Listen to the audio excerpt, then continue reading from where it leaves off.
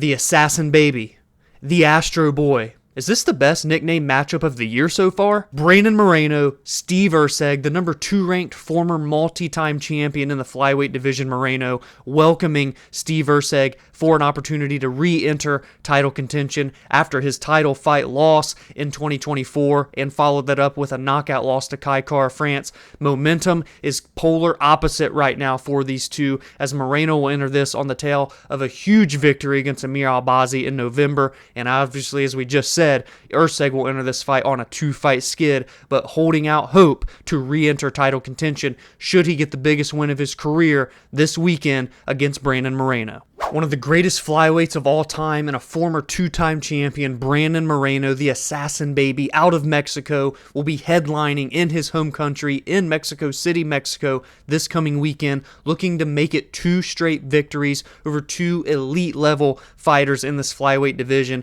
As we said in the intro, he had a fantastic outing against Amir Albazi in November of last year in a main event opportunity in Canada, where he, from minute 1 to minute 25, showcased a full arsenal of skills that really we've never seen before. He's had great performances, he's had finishes, he's had great victories over great competition, but that performance against Amir Albazi at the end of last year was a reawakening for Brandon Moreno, in my opinion, a reintroduction to him after having an 8-month hiatus after his February 2024 loss to Brandon Royval in a very close fight. And prior to that loss to Royval in February, in July of 2023, he would lose his belt to Alexandre Pantoja, and well, we know how successful Pantoja has been since dethroning Brandon Moreno. Pantoja has gone on to successfully defend his title 3 times against 3 separate contenders, a victory over Brandon Royval and Steve Erceg, the blue corner of this weekend's main event, both of those by decision, and then welcoming in the rising champion and newcomer to the UFC, Kaya Sakura, at UFC 310 in December, where he finished him via submission in the second round, in what, in my opinion, solidified Alexandre Pantoja as the second best flyweight of all time behind Demetrius Mighty Mouse Johnson. And all in all, Pantoja has not lost a fight since July of 2020, so he is on a 7-fight win streak, hands down the best flyweight on planet Earth today. But the winner of this weekend's main event wants to get back in there against Pantoja, wants to get that win back, and wants to dethrone him and become the new flyweight champion of the world. And it's important to note that Pantoja has not been booked for a fight yet in 2025, even though he fought in December. We're heading into April now. We have the headliners for May, so the earliest that we could potentially see Pantoja is June. So maybe he is awaiting the results of this weekend's main event. Maybe they're just trying to find the right calendar to match him up with Kai Kara-France. I'm not quite sure why we haven't gotten confirmation on that bout yet. But again, maybe that's because the UFC knows that this weekend's main event has heavy implications on if Kai Kara-France does in fact get that title shot. And I think it's safe to say that that is an argument, because it's pretty clear that Brandon Moreno is one of the biggest stars in the UFC. Everywhere that this man goes, there's lines for days with people trying to meet him and take pictures. He's at all of the big UFC events, and every time they show him on camera, that crowd absolutely erupts. He's a very relatable figure. He's a quote-unquote nerd, if you will, not part of the Fighting Nerds gym in Brazil, but maybe he can headline the Fighting Nerds camp out of Mexico in the future for all we know. He loves his Legos, and he loves just being a down-to-earth, funny, wacky, nerdy guy, and I love that about him, and I think that's why so many other people love Brandon Moreno as well. Pair that with his insane capabilities that he carries into the octagon each and every time he fights, never been in a dull performance. That is why he is a superstar for the UFC. That is why he is headlining this bout in his home country this weekend. And that is why, with a big victory, maybe, just maybe, he could potentially hop the line over Kai Kara-France for a title shot. And for Steve Erceg, he had one of the quickest rises that we've ever seen for a prospect in the UFC, because he made his UFC debut June 10th of 2023 with a victory over David Dvorak. Then he fought again in November of 2023, got a decision over Alexandre Costa, and then in March of 2024, knocked out Matt Schnell ice cold. And so just over 2 months later, May 4th of 2024, after just 3 UFC fights, after just 11 months in the promotion, Steve Erceg found himself fighting for a championship standing across the cage from the aforementioned Alexandre Pantoja. And while it was a losing effort for the Astro Boy Steve Erceg, it was not without a fight. This was a razor-thin decision that would ultimately go the way of Pantoja, but Erceg absolutely gave Alexandre everything that he could handle and then some in a very competitive back-and-forth fight. But unfortunately for Erceg, in his potential comeback fight in August of last year at UFC 305, that is where his momentum would very much so be halted, as he would be knocked out by Kai France 4 minutes and 4 seconds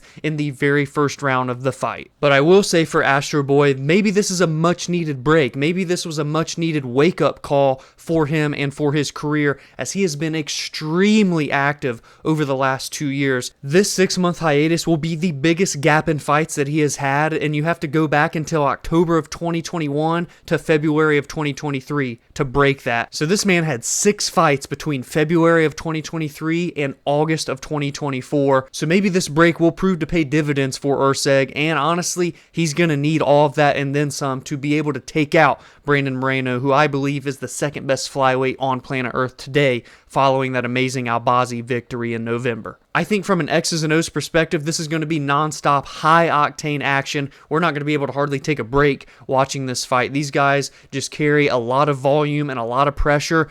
Erceg, more of a one-shot, has power, see the knockout against Matt Schnell, but he's also very well versed in the grappling exchanges. Brandon Moreno, one of the most crisp, technical boxers in the UFC today. He pairs beautiful combinations together with his heavy output and volume. I think this absolutely checks every box from a high-level mixed martial arts perspective. For us fans, I think these two are going to deliver one of the best fights of 2025 so far, and the victor, whether that's Erceg or whether that's Moreno, is absolutely right back in the driver's seat to get themselves into a match against the champion in this weight class. I would love to hear which way you are all leaning in the comments below. Do you lean the side of Brandon Moreno, the former 2-time champion, arguably the second best flyweight on planet Earth today, and on the heels of an amazing performance in November against Amir Albazi, who was absolutely on a tear prior to that fight? Or are you leaning on the comeback side for Astro Boy Steve Erceg? Can he bounce back after 2 consecutive losses, one being a brutal knockout to Kai France? Can he reinsert himself into title contention before it's too late, before he becomes forgotten about amongst the elite of the elite in this flyweight division? 29 years old for Erceg, 31 years old for Moreno, 2 men in the prime of their careers with a plethora of high-level experience and a lot of activity. This one is going to deliver the goods for us fight fans, but I need an answer. Who's going to win this fight and cement themselves as a potential #1 contender? And now that we are done with the main event of UFC Mexico, let's jump into the lightweight co-main event between Manuel Torres, coming off of his Noche UFC loss to Ignacio Bahamondes, and Drew Dober, the Iron Chin and the longtime UFC veteran. If there's one fight on this card that I had to choose and tell you that it will 100% certainty absolutely not be boring, it is this co-main event. Manuel Torres, 30 years old, long, rangy, and an electric factory when he steps into that octagon. 15-3 overall, 14 of his 15 wins are by finish, 7 knockouts, 7 submissions, a 50-50 split in terms of his capabilities and how he can get his opponents out of there, and ever only gone the distance 1 time out of all 18 fights, and that was his decision victory. So all 3 of his losses, he's been stopped. And one of those was at Noche UFC 306, where he would get knocked out against Ignacio Bahamondes in the first round, 4 minutes and 2 seconds in, and we've seen what Ignacio has gone on to do since then. He just submitted Jalen Turner at UFC 313 in the very first round. But prior to that, Torres was 3-0 in the UFC, all 3 of those wins by finish. He was a 2021 Dana White Contender Series alum, and all in all, hadn't lost a fight since September of 2019, meaning that he was on a 6-fight win streak prior to that loss to Ignacio Bahamondes, and now he will look to get right against the longtime seasoned veteran and battle-tested Drew Dober. The 36-year-old, 42-fight vet Drew Dober has lost 3 of his last 4 bouts entering this weekend's fight against Manuel Torres at UFC Mexico, and the most recent outing was against Jean Silva in July of last year, where he would get stopped in the 3rd round due to a doctor stoppage. And his other fight in 2024 came in February, where he would lose a decision to Renato Moicano, and we know now that he's a ranked lightweight. So the last time that Drew Dober has tasted victory was in October of 2023, where he knocked out Ricky Glenn in the very first round. He's finished 20 of his 27 victories. He's been finished in 7 of his 14 losses. This man, much like Manuel Torres, is must-watch TV, and while he has been noted as one of the most durable fighters over the past decade in the UFC, his chin has obviously been tested in the last couple of years. Will it be cracked here against Manuel Torres, or can Drew Dober right the ship before it's too late? Next up, we will head to the middleweight division, where the former interim title challenger and longtime UFC alum Kelvin Gastelum will be taking on Joe Pyfer. It's crazy to think that Kelvin Gastelum made his UFC debut nearly 12 years ago in April of 2013 when he defeated Uriah Hall on Season 17's Ultimate Fighter finale. That was back when Gastelum would have just been 21 years old, so even after 12 years in the company, he still finds himself at just 33, where for most people, that's right around their prime. But can you say that this is the prime for Kelvin Gastelum after all of the wars and all of the fight years that he has amassed on his career? He's had 29 fights as a professional, and 23 of them have come in the UFC octagon, and the most recent was a victory against Daniel Rodriguez in June of last year at UFC Saudi Arabia, where he would get a decision victory. However, there was some controversy surrounding that fight, as it was slated to be a welterweight fight. Then Kelvin pretty much came into fight week saying that he wouldn't be able to make it, and ultimately forced Daniel Rodriguez to fight a middleweight fight when he was preparing to cut weight to 170. But a win is a win, I guess, and before that, it was a loss to Sean Brady for Kelvin Gastelum, where he got submitted in December of 2023. So only 1 fight in 2024, 2 fights in 2023, and no fights in 2022. We have not seen very much of Kelvin Gastelum over the last couple of years, but maybe he can get right against Joe Pyfer, put himself on a 2-fight win streak, and potentially have a more active 2025, and maybe even have a resurgence of his career, dare I say. But it won't be easy, as body bags Joe Pyfer is 4-1 in the UFC, with all 4 of those victories by way of stoppage, 3 of them by knockout,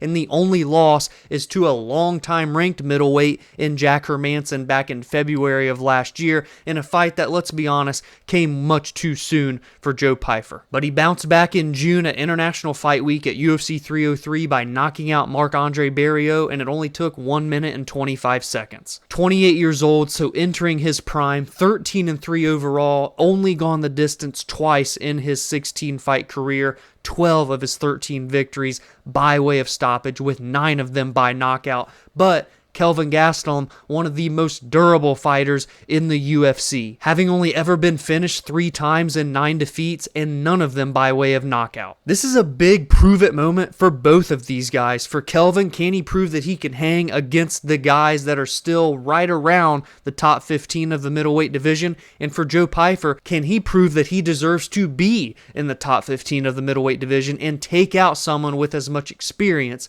as Kelvin? The 20-year-old history maker Raul Rosas Jr. is back once again, and this time he's taking on Vince Morales, who literally just fought February 15th. Raul has had 5 fights in the UFC since being a 17-year-old on Dana White's Contender Series back in September of 2022, and in those 5 fights has only tasted defeat 1 time, and that was against Christian Rodriguez, who shares the very same card this weekend. So 4-1 overall for Raul Rosas Jr., and he's coming off of a victory at Noche UFC 306, where he got a decision win against Arichi Long, where for the most part he dominated his way to the decision, but he did have to go through some adversity late in that fight. And his other 3 victories in the UFC, all stoppages, submissions over Ricky Tercios and Jay Perrin, and a knockout against Terrence Mitchell. So Raul Rosas Jr. at 20 years old, should he beat Vince Morales?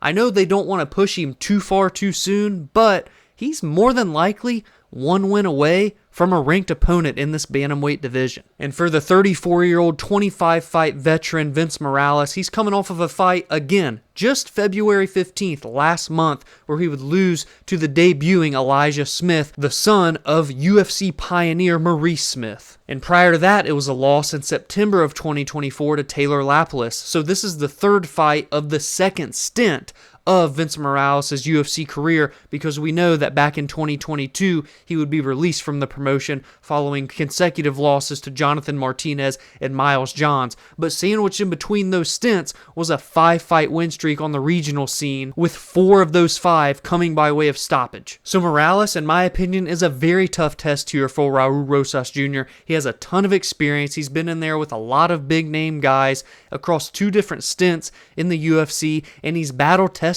and he's durable. Only been finished 3 times in 9 losses, 2 by sub and 1 by knockout, and he's finished 12 of his 16 victories, so he is dangerous across the board, whether it's in the striking or it's in the grappling. And I think if Raul Rosas Jr. can get a victory here, we really start to see what the ceiling could be for this guy. And for Morales, he cannot afford to go 0-3 in his second UFC stint, because it more than likely will be his last opportunity.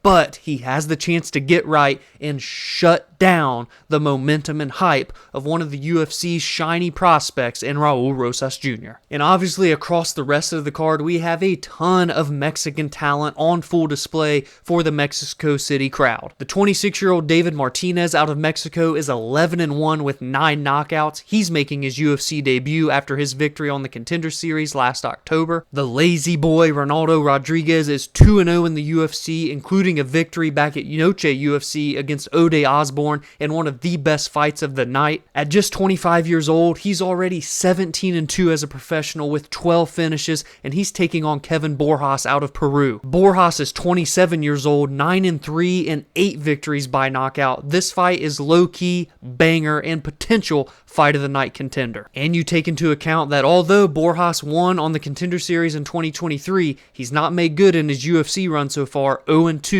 looking for his first UFC victory. As previously mentioned, C-Rod Christian Rodriguez is back on this card, and he's taking on Melquizael Costa. Christian has won 5 of his last 6 fights, and he's coming off of a victory over Austin Bashi, who was a newcomer to the UFC, and he continues to shut down the momentum of Dana White Contender Series alum. And he's taken the perfect record of 4 fighters over the course of his last 6 fights. Austin Bashi, Isaac Dalgarian, Cameron Saimon, and Raul Rosas Jr. And Costa has won 3 of his last 4, none bigger than his first round submission against Andre Fili February 22nd. And prior to that, he also had a submission via face crank, so he has the opportunity to make it 3 victories in a row here against Christian Rodriguez, and dare I say, a ranked opponent, or maybe even a ranked number next to the name, is on the line here in this fight. And you're crazy if you think I'm going to break down a fight card without mentioning Loopy Godinez, one of my favorite female fighters on the roster. Loopy had a rough 2024 where she would go 0-2, but look at the losses when you peel back the curtain. Virna Jandiroba, who's arguably a #1 contender in the strawweight division, and Mackenzie Dern, a perennial ranked fighter and top 10 at the moment. In both of those fights, gone the distance, where Loopy did not quit whatsoever, and before that, had won 4 fights in a row. I still believe in the potential of the 31-year-old Godinez, who is right in her prime and has skills across the board, but has fantastic grappling and wrestling and is so physically strong. And she has the opportunity to get right and end her 2-fight skid against Julia Polastri, who is 27 years old and is 1-1 in the UFC, coming off of a victory against Corey McKenna last October. So let me know down in the comments below what fights you're looking forward to most on this UFC Mexico card that once again is filled with Mexican talent, prospects, and veterans alike. And most importantly, give me your predictions for that main event between Brandon Moreno and Steve Erceg, who gets the dub and inches themselves one step closer to a title shot in the flyweight division. If you enjoyed this breakdown, please be sure to drop a like and subscribe to the channel if you are new. Every single week I preview and discuss the biggest fights, the best storylines, and what is at stake heading into each weekend, and in the aftermath, I recap the most meaningful results from each card. I also give my thoughts and opinions on MMA news and fight announcements. Be sure to join the community on social media at VerbalSparMMA on X, Instagram, and TikTok, and you can follow on your favorite audio listening platforms such as Spotify and Apple, where every Monday and Friday, podcast episodes are released there. Have a great weekend, enjoy the fights, and I will see you all in the next video.